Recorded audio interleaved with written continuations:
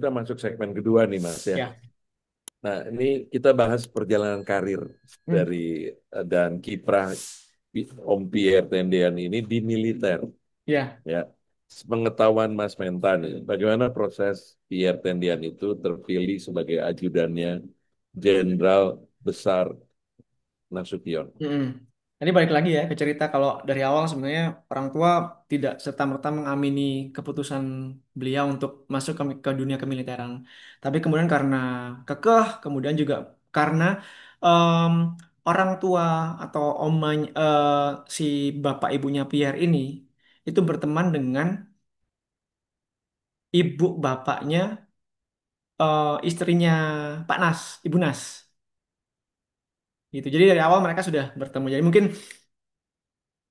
ada inilah koordinasi dan obrolan-obrolan gitu yang menguatkan untuk biar masuk ke dunia militer seperti itu. Ditambah juga kemudian sang kakak juga menjadi support systemnya Pierre gitu. Jadi akhirnya mereka menyetujui dan setelah pas SMA Pierre akhirnya masuk ke Akademi Militer atau Akmil jurusan teknik tahun 58 terus lulusnya tahun 62. Nah, kemudian Pierre ini jadi komandan peleton di Batalion Zeni Tempur 2 di Medan gitu. Nah, kemudian setelah itu kemudian Pierre dikirim nih untuk melanjutkan pendidikannya di Sekolah Intelijen di Bogor. Nah, itu terus kemudian dia ditugaskan di Dinas Pusat Intelijen Angkatan Darat di sana. Nah, kemudian berikutnya, ini yang sebenarnya paling berat tadi, mungkin akan ditanyakan juga momentum paling beratnya Om Pierre dalam berkarir sebenarnya ketika dia menjadi spionase di Malaysia. Itu di peristiwa kalau yang di buku sejarah kita tahunya di Kora itu. Om Pierre ada di sana jadi spionase. Itu yang paling mengkhawatirkan bagi keluarga sebenarnya seperti itu. Makanya eh, dengan prestasinya ketika itu eh, dan mungkin dengan doa-doa keluarganya yang menginginkan supaya Pierre tidak di medan perang yang notabene langsung bersentuhan dengan fisiknya dan dengan prestasinya akhirnya Pierre mendapatkan promosi menjadi Letu dan kemudian menjadi ajudannya Jenderal Besar Abdulaziz Nasution. Sebenarnya pada saat itu Pierre ini jadi rebutannya beberapa jenderal juga. Salah satunya itu kalau saya sempat dengar dari putrinya itu Jenderal Jatikusumo. Itu sebenarnya Pierre juga hampir aja menjadi ajudannya Jenderal Jatikusumo. Nah, itu putrinya ngobrol dan menceritakan kejadian tersebut gitu. Itu per bulan April ya, bulan April tahun 65 itu Om Pierre dipromosikan menjadi Letu dan akhirnya menjadi ajudan di rumah Pak Nas. Yang waktu itu dia menjabat sebagai Menteri Koordinator Hankam ya, seperti itu.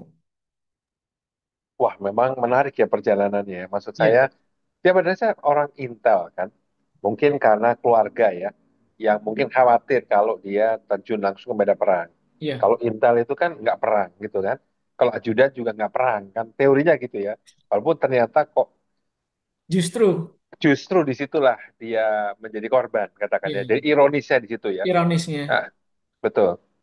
Nah, menurut Mas Penta ini ya, seberapa besar sih loyalitas dan dedikasi seorang Pierre Tendian dalam mendukung ideologi dan misi militer negara? Seberapa loyal, seberapa kuat dia dedikasinya terhadap TNI? Ya sebenarnya kalau dari apa ya kronologis karirnya beliau hingga akhirnya menjadi ajudan atau letu di masa yang tidak begitu lama, sebenarnya itu juga menjadi satu presiden bahwa memang beliau ini punya punya apa ya punya prestasi dan catatan prestasi itu kan pasti dikaitkan juga dengan loyalitas beliau dengan em, apa ya namanya dengan mohon maaf Pak ini ada keluar di sini. Jadi apa namanya dengan apa ya dengan optimalisasinya beliau di bidang atau mungkin jabatan yang diembannya pada saat itu.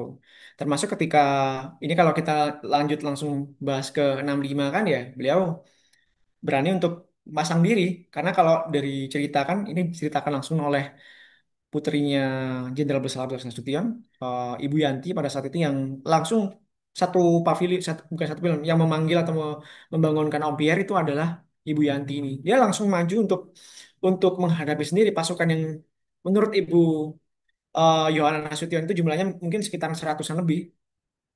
Padahal sementara yang lain-lain itu tiarap, sembunyi. Buat saya itu ya agak ngeri juga kalau kita membayangkan. Cuma yang saya mention memang dalam kejadian di rumah Pak Nas itu selain Om Pierre adalah Ibu Nas. Saya nggak bisa bayangkan ya ketika kondisi sedang gawat seperti itu orang sudah mendekati orang tujuannya kesannya kan memang untuk menculik kan seperti itu. Apalagi di waktu yang peralihan dari malam ke pagi itu orang kan biasanya kalau kurang tidur kan udah kayak orang kalap gitu kan ya Pak ya. Tapi dia berani untuk menghadapi orang-orang yang jumlahnya seratusan lebih itu. Om Pierre dan juga Ibu Nas yang juga menceritakan bahwa sebenarnya pada saat Om Pierre dijemput atau di apa namanya di menghadapi para pasukan itu kemudian dibawa menggunakan mobil ini sebenarnya yang melihat adalah Bu Yanti. Ibu Nas sendiri juga nggak tahu sebenarnya. Nah, dia kan lebih lebih apa ya lebih fokus dengan Ade Irma yang pada saat itu posisinya dia tertembak dan bagaimana caranya supaya supaya darah itu nggak tercecer kemana-mana begitu.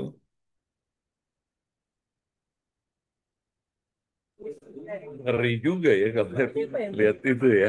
Iya, Di- jadi kan kalau nggak salah ceritanya itu kan gagal, eh, apa, tentara ini mau menculik Pak Nas sebenarnya kan.